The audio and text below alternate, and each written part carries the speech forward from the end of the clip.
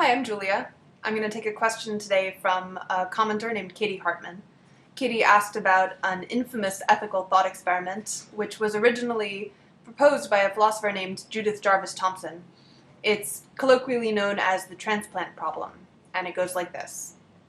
So imagine you're a surgeon in a hospital and you have 5 patients who are all about to die if they don't get the organ transplant that they need. In walks a healthy young man for some routine procedure, and as you're examining him, you realize he's a perfect match for all 5 of your patients. So if you were to kill him, you could harvest his organs and give them to your patients and save their lives. Should you do it?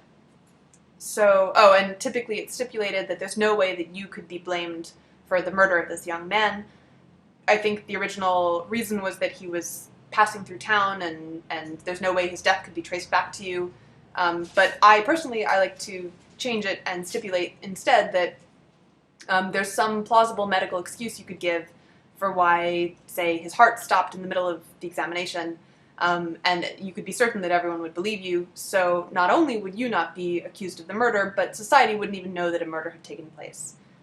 So most people, when presented with the transplant problem, say, no, you can't kill this young man and give his organs to your patients. And the point of the thought experiment is to highlight this tension between two of the most common modes of ethical thought. On the one hand, there's utilitarianism, which urges you to do whatever action maximizes the total utility over all conscious beings. And then on the other hand, there's deontology, which urges you to follow some system of rules for your behavior, such as don't kill innocent people, even when those rules lead to outcomes with lower total utility.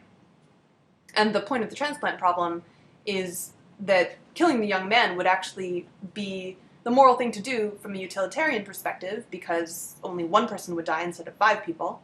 But it violates this very strongly held deontological moral intuition we have, which is that you shouldn't kill innocent people.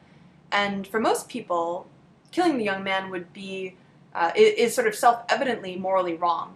And so the transplant problem is often used as a reductio ad absurdum against utilitarianism.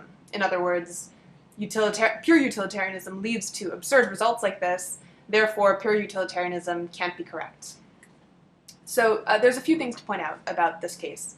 The first thing is that some people argue that killing the man actually isn't the utilitarian thing to do, if you take a broad enough perspective.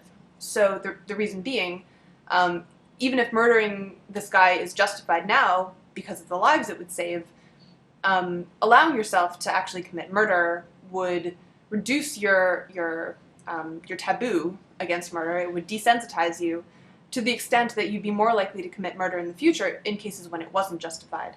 And that risk actually reduces the total utility of that action overall enough to make it not utilitarian. I think it's a valid point, but I also think that you can easily get around that in this case by, for example, stipulating that you yourself, the surgeon, are going to die after you perform the surgery. So there's no need to take into account the effect that murdering this young man would have on your future propensity to commit murder. The second thing to point out is that the transplant problem, like all thought experiments pretty much, suffers from the hazard that it's so unrealistic, the conditions are so unrealistic that I'm not at all confident that we're actually incorporating those stipulated conditions into our emotional reactions to the case. So, for example, the stipulation that your patients will definitely die if you don't kill this young man. It's stipulated that you can be certain of this, but in real life you could never be certain. Maybe if you waited another 15 minutes, some other healthy person would suddenly die and you could harvest his organs. In real life you can't be sure, so that sliver of doubt might be enough to justify not killing the innocent young man. Basically, I'm just not confident that you can stipulate a condition in a thought experiment and it'll just automatically be incorporated into our reactions. If it's unrealistic enough, I'm not confident of that. But I think the most important thing to keep in mind about ethical thought experiments like the transplant problem is that it's hard to say that there's actually a right answer, at least in the sense that we would say there's a right answer to empirical questions, like, is the universe expanding? Or did dinosaurs coexist with humans? And I think one helpful way to point out the inherent arbitrariness in your answer to dilemmas like this is to tweak the problem so that you're gradually increasing the number of patients whose lives are at stake. So if your intuition is definitely, it's completely morally wrong to kill this young man when there are 5 patients at stake, what about 20?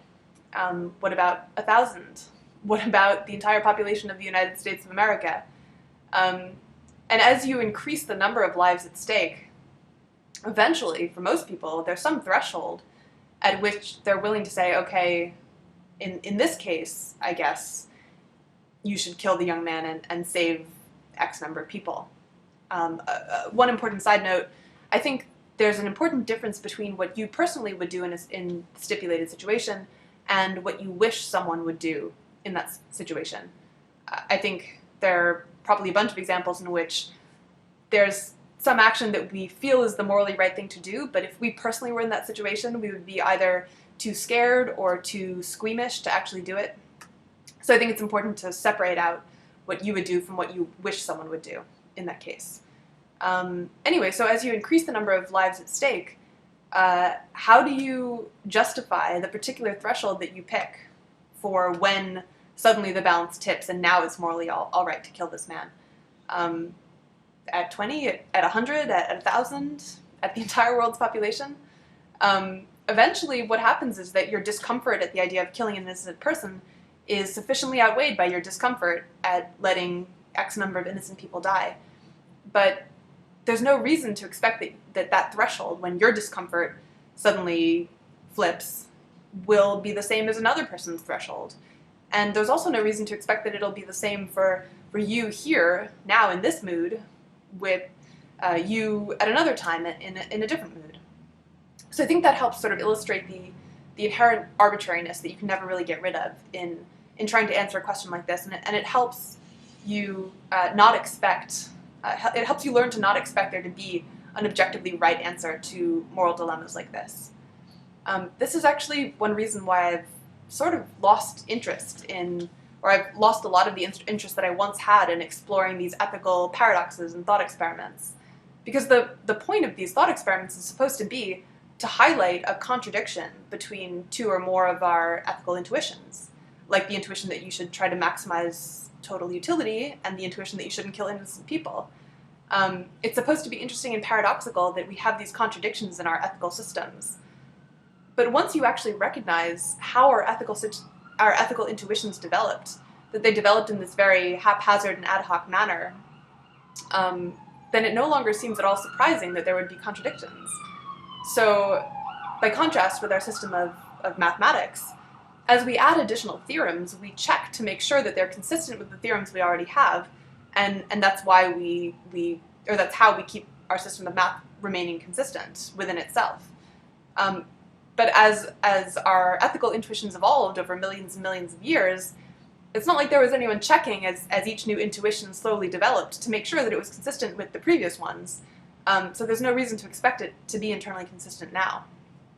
And also, our ethical intuitions developed in very particular contexts. So our ancestors never had to deal with cases in which their actions were affecting, or indirectly affecting the lives of strangers whom they'd never met far away. And they never had to deal with cases in which there were thousands or millions of lives at stake.